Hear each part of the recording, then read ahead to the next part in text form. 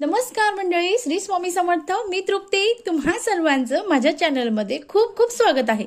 आजचा दिवस आपला शुभ जाओ, आपल्या सर्व इच्छा मनोकामना लवकरात लवकर पूर्ण हो, हीच मी महाराजांचरणी प्रार्थना करते. बघा मंडळी, अगदी सर्वांच्या घरामध्ये थाटामाटामध्ये गणपती बाप्पांचं आगमन झालं आहे. अनेकांनी अगदी छान सजावट करून डेकोरेशन करून गणपती बाप्पाला आपल्या घरामध्ये आणला आहे. मग आता लवकरच म्हणजे येत्या शनिवारी गणपती बाप्पांचं विसर्जन म्हणजे निरोप आपल्याला द्यायचा आहे. मग आता अनेकांच्या घरामध्ये या दिवशी अनेक व्रत असतात. सगळ्यात महत्वाचं व्रत म्हणजे अनंताचं व्रत. अनंताचं व्रत जर आपण केलं तर आपल्या जीवनामध्ये सुख शांती समृद्धी नांदते. आणि सगळ्यात महत्वाचं म्हणजे जर काही वाईट शक्ती असेल त्या वाईट शक्तीचा पूर्णपणे नाश होतो. मग त्यामुळे तुम्हाला अगदी साध्या आणि सोप्या पद्धतीने अनंताचा धागा तयार करायचा आहे आणि तो आपल्या हातात बांधायचा आहे. आता तुम्ही घरातल्या प्रत्येक व्यक्तीला देऊ शकतात किंवा तुम्ही स्वतः बांधून तो तयार करून तुमच्या हातात बांधू शकतात. मग तो कसा बांधायचा, त्याचा विधी काय, याची संपूर्ण माहिती आज मी तुम्हाला या व्हिडिओमध्ये सांगणार आहे. त्यामुळे व्हिडिओ स्किप न करता अगदी पूर्ण पहा. आणि तुम्ही जर माझ्या चॅनलला नवीन असाल तर प्लीज चॅनलला सबस्क्राईब करा. हा व्हिडिओ मित्र मैत्रिणी यांच्यापर्यंत नक्की शेअर करा. बघा मंडळी, जसं गणेश चतुर्दशीला महत्व आहे तसंच अनंत चतुर्दशीला सुद्धा महत्व आहे. ज्या दिवशी आपण बाप्पांचं विसर्जन करतो हा दिवस सुद्धा अतिशय महत्वाचा असतो.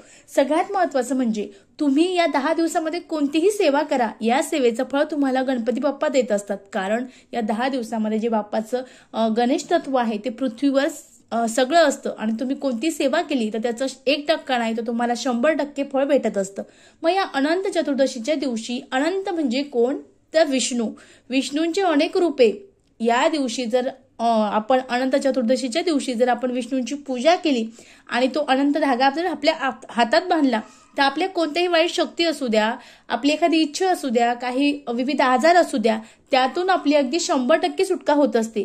अनेक जण आपल्या घरामध्ये जे अनंताचं व्रत आहे ते करत असतात. तुमच्याकडे असेल अवश्य करा, नसेल तर तुम्ही अगदी धागा जरी तयार केला आणि तो जर इतरांना किंवा घरातल्या किंवा स्वतःला दिला तरीही चालेल. आता त्या दिवशी काय करायचं तर आपल्याला अनंत चतुर्दशीच्या दिवशी सकाळी लवकर उठायचं आहे. उठल्यानंतर आपल्याला आपलं जे घर आहे ते स्वच्छ करायचं आहे. त्यानंतर अंगण झाडायचं आहे, रांगोळी सडा करायचा आहे. त्यानंतर स्नान करायचं आहे. स्नान झाल्यानंतर आपली जी देवपूजा आहे ती करून घ्यायची आहे. त्यानंतर आपली जी पूजा आहे अनंताची ती करायची आहे. आता तुम्हाला जसं शक्य असेल तसं करा, कारण या दिवशी अनंत चतुर्दशी आहे. अनेकांकडे पूर्णाचा स्वयंपाक, नैवेद्य, आरती, मोदक सगळं असतं. जसं तुम्हाला वेळ भेटेल त्यावेळेत तुम्हाला हे करायचं आहे. आता ते कसं करायचं आपण ते बघू. अनंत चतुर्दशीला आपण भगवान विष्णूंची पूजा करतो, कारण या दिवशी पूजा करणं अत्यंत महत्वाचं आहे. कारण या पवित्र तिथीला भगवान विष्णूंच्या अनंत स्वरूपाची विशेष पूजा केली जाते. अनंत चतुर्दशीचा पवित्र सण हा दरवर्षी भाद्रपद महिन्याच्या शुक्ल पक्षाच्या चतुर्दशीला साजरा केला जातो. यामुळे या वर्षी आपल्याला न चुकता हा जो सण आहे किंवा हे जे अनंत चौदस आहे हे आपल्याला साजरा करायचं आहे. आता बघा मंडळी, पण अनेक पूजा अर्चा करतो. या दिवशी सुद्धा आपल्याला आपली जी पूजा आहे ती करायची आहे. पण त्यानंतर आपल्याला भगवान विष्णूंचं स्मरण करायचं आहे आणि जे 14 गाठीचा जो धागा आहे तो प्रसाद म्हणून आपल्या हातावर बांधायचा आहे. अनंत चौदासच्या दिवशी अनंत परिधान केल्याने आपल्याला याचे विशेष फळ भेटत असते. मग आता अनंत जो धागा आहे तो त्याचं महत्व काय तर आपण ते बघू. अनंत चतुर्दशीच्या दिवशी भगवान विष्णूंच्या उपासनामध्ये 14 गाठी असलेल्या अनंत सूत्राची पूजा करण्याचे विशेष महत्व आहे.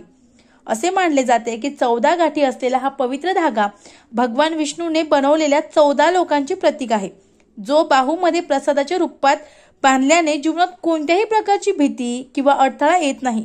भगवान विष्णू आपल्या भक्तांचे प्रत्येक क्षणी रक्षण करत असतात. यामुळे या दिवशी अनेक जण अनंताचा जो धागा आहे तो तयार करतात आणि आपल्या हातावर बांधतात. आता हा अनंताचा धागा तयार करणं अतिशय साधं आणि सोपं आहे. कसं करायचं आपण ते बघू. अनंत चतुर्दशीच्या दिवशी सकाळी लवकर उठायचं आहे. स्नान झाल्यानंतर ध्यान करायचं आहे. भगवान विष्णूंची विधिवत पूजा करायची आहे. फोटो असेल अवश्य फोटो तुम्हाला चौरंगावर पाटावर मांडायचा आहे. सुंदरशी छोटीशी रांगोळी काढायची आहे.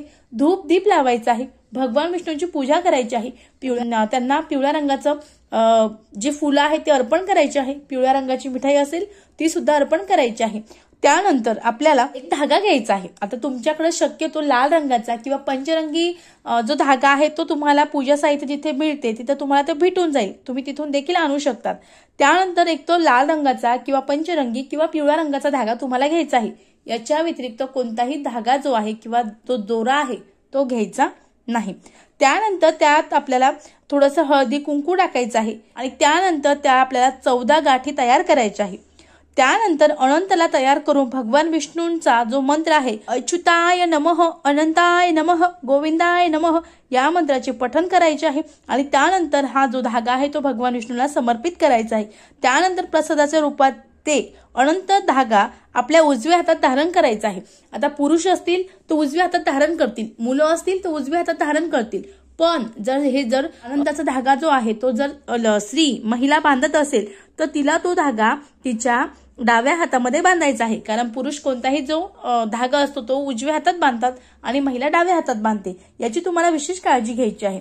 आता अनंताचा जो धागा आहे तो का बांधावा किंवा त्याचे काही नियम आहेत का, तर हो नियम आहेत। नियम काय आपण ते जाणून घेऊ। अनंत चतुर्दशीच्या दिवशी भगवान विष्णूंचा प्रसाद मानला जाणारा अनंत सूत्र धारण केल्याने रात्रीच्या वेळी ते काढून ठेवले जाते आणि दुसऱ्या दिवशी ते पवित्र नदी किंवा तलावात विसर्जित केले जाते। जर त्या दिवशी ही क्रिया शक्य नसेल तर त्या पुढील जे 14 दिवस आहे ते अनंत परिधान करावा आणि जर 14 दिवसांनंतर त्याला ही क्रिया संपन्न करता येत नसेल तर ते आपल्याला वर्षभर घालावे लागते आणि पुढच्या अनंत चतुर्दशीच्या दिवशी ते बांधून आपल्याला एखाद्या तलावामध्ये सोडून द्यावे लागते। असा हा अनंत चतुर्दशीचा अतिशय साधा आणि अतिशय पवित्र जो धागा आहे तो तुम्हाला घरच्या घरी करायचा आहे। मंत्र कोणता म्हणायचा मी तो तुम्हाला आधीच सांगितला आहे।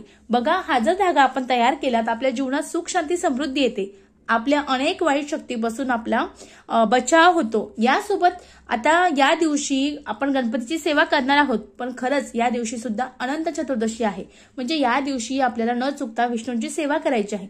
मग विष्णूंची सेवा काय करायची, तर या दिवशी तुम्ही न चुकता विष्णू सहस्रनामाचं पठण करू शकता। येत नसेल तर युट्यूबला लावा, श्रवण करा।